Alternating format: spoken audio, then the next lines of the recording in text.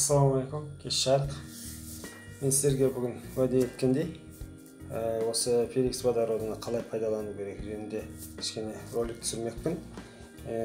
Бұл жерде осы мен бір әдісін үйретем. Бұл Иван Павлович Неумов әкем, космический медицинаның негізін қалаушылардың бірі болып табылады. Осы кісінің адамның мұрнында, танауының ішінде және тамағында көптеген вирустар, грипптің вирустары, басқа да бізге осы зиян келтіретін микробтардың көп жиналатын жер болғандықтан, осы феникс водородын суға араластырып ішу арқылы және соларды тазартқан кезде біз солардан өзіміздің организмді құтқара алады екенбіз. Мен енді бұны 4 жыл, 5 жылдың көлемінде пайдаланамын.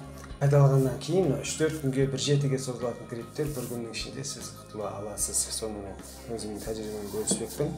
Бұл үшін сізге кәдімгі су, ішетін су және мынадай суды өлшейтін осындай өлшері бар әдіс. 50 мл құямыз. Енді шамамен мл құямыз. Немесе мынаумен 6 қасық суды құюға болады. 6 қасық құйсаңыз осы мөлшерге келеді. Осыған біз енді 30-40 тамшы тамызамыз. Болды. Бұдан кейін осыны тез арада 3 рет тамағымыз шаямыз осымен. Содан кейін 3 рет танауымызға атамыз.